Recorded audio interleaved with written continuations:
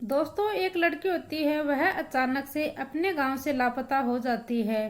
परिवार वाले हैं वह उसे तलाश करते हैं, लेकिन उस लड़की का कहीं कुछ पता नहीं चलता है। फिर आखिरकार परिवार वाले हैं वह उस लड़की के नजदीकी पुलिस स्टेशन में एफआईआर दर्ज करवाते हैं। सितंबर 2025 में आखिरकार पुलिस वाले हैं वह उस लड़की की जो मोबाइल की लोकेशन है उसके आधार पर उस लड़की के पास पहुंच जाते हैं। और दरअसल वह लड़की अपने गांव से लगभग 1200 किलोमीटर दूर पर पहुंच जाती है। फिर जैसे ही पुलिस उस लड़की से बातचीत करते हैं तो वह बताते हैं कि नज़दीकी पुलिस स्टेशन से संपर्क किया और फिर उन्हें हम लोगों को भेज दिया है। तो ये लड़की है, यह इनसे स्पुर्द करती है कि आखिरकार जो मेरे परिवार वाले हैं, खास करके मेरे पिता और बाकी को जो परिजन है, और फिर वहां के नजदीकी जो पुलिस है वह उस लड़की के पास जाती है और उसे कहती है कि तुम्हें अपने गांव जाना पड़ेगा, अपने घर पर जाना पड़ेगा। लेकिन वह लड़की है वह इतनी शातिर होती है, इतनी चालाक होती है कि उस लड़की ने कहा कि तो मेरे गांव की जो पुलिस है वह आएगी तभी मैं जाऊंगी। और फिर ये लड़की कहती है कि मुझे इनके साथ जाना होता तो मैं इनको यहाँ से क्यों बुलाती और मैं इनके पास गांव में ही रह जाती। फिर जैसे तैसे कर कर इस लड़की के जो गांव की नजदीकी पुलिस स्टेशन की पुलिस है उसको 1200 किलोमीटर दूर पर चलकर पहुंचना पड़ता है। फिर जैसे ही पुलिस है वहां पर पहुंचती है तो ये लड़की फिर से बहाना बनाना शुरू कर देती है, कहती है कि यहाँ पर तो कोई लेडीज पुलिस ही नहीं है।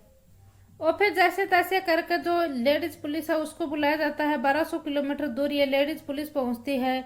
फिर ये लड़की है यह अपने गांव आ तो जाती है, लेकिन यह जब ये लड़की दोबारा से इस गांव से निकलती है तो और फिर जैसे ही यह उस गांव से बाहर निकलती है तो इस लड़की का जो वीडियो है वह सोशल मीडिया के ऊपर वायरल हो जाता है। और यह वीडियो इतना वायरल होता है कि हर किसी की जुबान के ऊपर सिर्फ यही चर्चा रहती है और सभी का यही कहना था कि जिस लड़की को अच्छा पढ़ाया, इंजीनियरिंग की पढ़ाई करी और फिर उसने अपनी मर्जी से जॉब की और जॉब करने के बाद भी इस लड़की ने ऐसा क्यों किया। और आज की इस कहानी के माध्यम से हम यही जानने के लिए, यही समझने की कोशिश करते हैं कि उस लड़की ने आखिरकार ऐसा क्यों किया। नमस्कार, राधे राधे, जय श्री कृष्ण। दोस्तों, मैं पूजा आज जो मैं आपके सामने सच्ची घटना लेकर आई हूँ, ये सच्ची घटना है राजस्थान प्रदेश का एक जिला लगता है जोधपुर और जोधपुर का ही एक थाना क्षेत्र लगता है ओसिया और ओसिया का ही एक गांव लगता है सामराहू। और सामराहू में ही 10 अक्टूबर 2025 को एक वीडियो होता है और वह वीडियो है सोशल मीडिया के ऊपर बहुत तेजी से वायरल होता है। और क्योंकि एक लड़की होती है वह प्रशासन के पास ईमेल करती है और इस लड़के ने उस ईमेल में लिखा था कि मैंने इंजीनियरिंग की पढ़ाई कर रखी है और मैंने कहीं जॉब भी की है और मेरे परिवार वाले हैं उन्होंने मेरे को बंधक बना कर रखा है और क्या पता वह लोग मेरे को मार ही दे और आप मुझे यहाँ से आज़ाद करवा दीजिए। फिर जैसे ही यह खबर है यह उस पुलिस स्टेशन में पहुंचती है तो उस इलाके का जो एसडीएम होता है वह थानेदार होती है वह, और जो महिला के टीम के लिए काम करने वाली अधिकारी होती है वह, यह प्रशासन अधिकारी होते हैं, ये गाड़ी लेकर वहां पर पहुंच जाते हैं। और यहाँ पर कुछ महिलाएं कांस्टेबल भी साथ में होती हैं। और फिर जैसे इनके घर के आगे, दरवाजे के आगे गाड़ी रुकती है और इनका घर के दरवाजा खटखटाया जाता है। उन्हें पूछा जाता है कि एक ऐसी लड़की है, उसने सूचना दी कि आपने उसे बंधक बनाकर रखा है। और फिर वह कहते हैं कि अगर ये लड़की है तुम्हारे घर, तो वह कहते हैं हाँ ये लड़की तो है हमारे घर। तो वह कहते हैं कि हमें इस लड़की से बात करनी है, हमें पता चला है कि तुम अपनी लड़की को न तो खाना दे रहे हो टाइम पर और न ही पानी दे रहे हो। जब घर वाले ये बात सुनते हैं तो घर वाले को एकदम से आश्चर्यचकित होते हैं और घर वाले सोचते हैं कि आखिरकार ये मेल किसने भेजा है, लेकिन जो घर वाले उन्हें नहीं पता कि ये मेल है जो तुम्हारी बेटी ने भेजा है।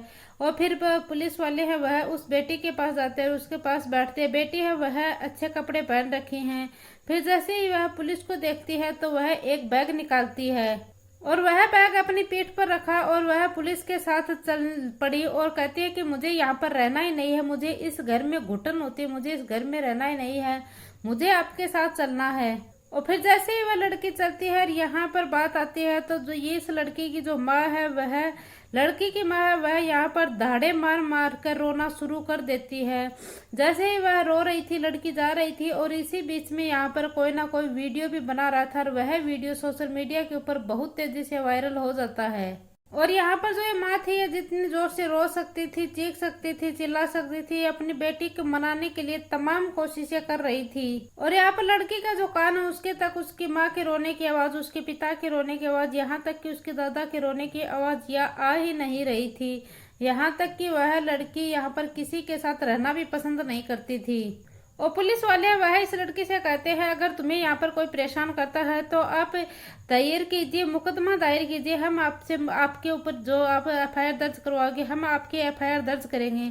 लेकिन जो लड़की ये कहती है कि मुझे कोई एफआईआर दर्ज नहीं करवानी है, मुझे सिर्फ इस घर से लेकर जानो चलो और मुझे इस घर में नहीं रहना है। और फिर यहाँ पर जैसे इस लड़की को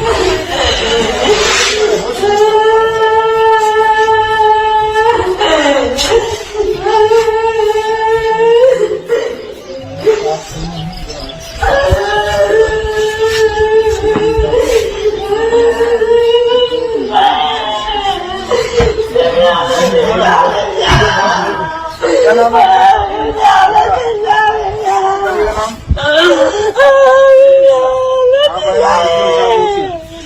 आपकी रिपोर्ट आप कितनी उम्र की हो? पहले आज आपकी क्या बयान है? इनके साथ फैमिली कौन कौन है आपके? पापा है आपके?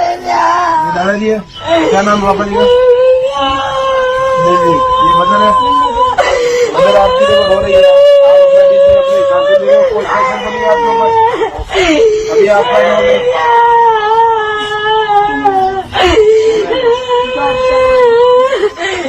आप जवाब है, कोई प्रेशर हो तो अभी बता दीजिए। फिर ये इस लड़की की माँ है, यह बहुत जोर से दहाड़े मार मार कर रोना शुरू कर देती है।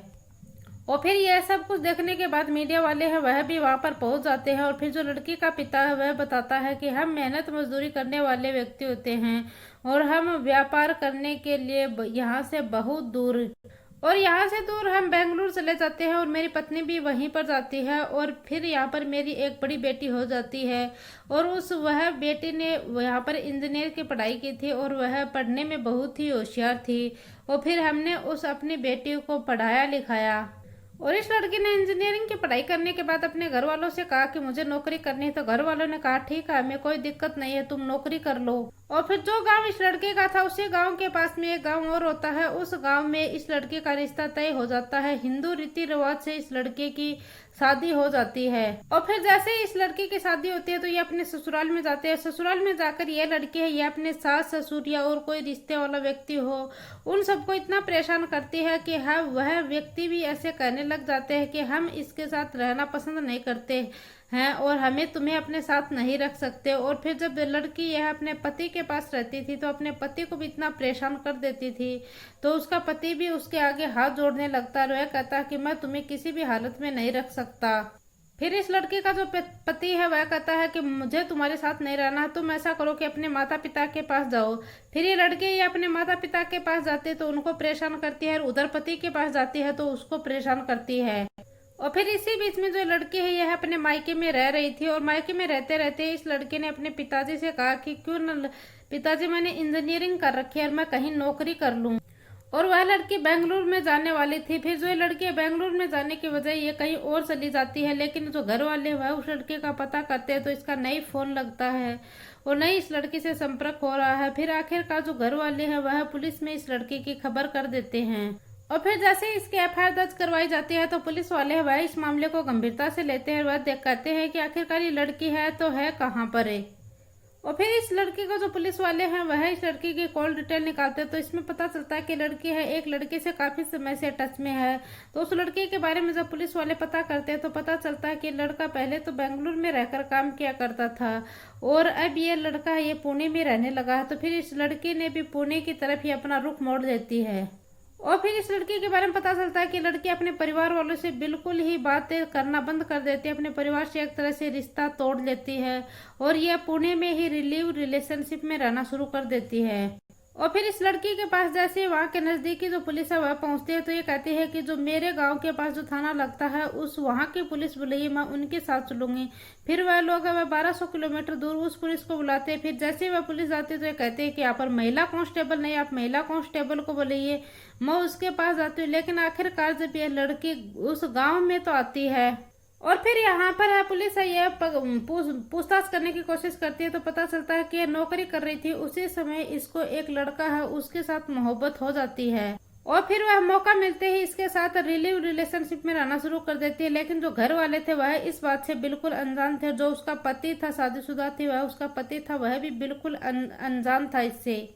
और फिर यहाँ पर ये लड़की है, ये लेडीज जो कांस्टेबल होती है उसके साथ गांव में तो आती है, लेकिन यह फिर यहाँ पर आने के बाद यह पुलिस को ईमेल कर देती है। ईमेल करने के बाद यह पुलिस को बुला लेती है और जब वहाँ पर पुलिस आती है तो एक वीडियो वायरल होती है। वह वीडियो इतनी हड़कंप मचा देती है और फिर मीडिया वाले वह इस लड़की के माता पिता और दादा से पूछते हैं तो यहाँ पर दादा भी बेसहारा है और जो माता है वह भी, इसकी माँ है, वह भी सदमे में है, पिता भी सदमे में है।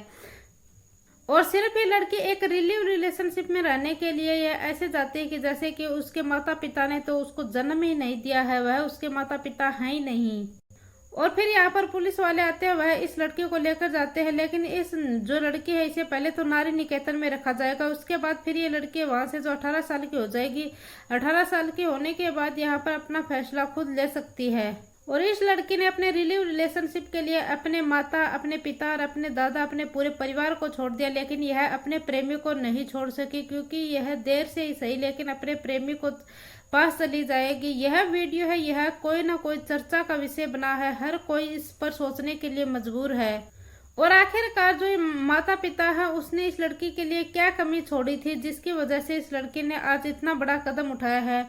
और इस इलाके का जो विधायक है वह भी यह जो सवाल है ये विधानसभा में उठाया कि जिस माता पिता ने अपनी बेटी को पाल पोस कर इतना बड़ा किया और वही लड़की ऐसा करने लगे तो उस माता पिता के ऊपर क्या गुजरेगी। और यह जो रिलेशनशिप है और ये प्रेम विवाह मामला है, इन दोनों के ऊपर भी कानून बना जाए कि जिस पर माता पिता की भी हस्ताक्षर हो, सहमति हो। अब आगे इसके ऊपर क्या फैसला आएगा क्या नहीं आएगा ये तो सरकार को ही पता है, लेकिन इस लड़की की जो कहानी है यह हर जबान के ऊपर है। दोस्तों, इस पूरी घटनाक्रम का सुनाने का उद्देश्य मेरा किसी को दिल को ठेस पहुंचाना नहीं, किसी को परेशान करना नहीं, बल्कि आपको जागरूक करना, सचेत करना है। जय हिंद, जय भारत।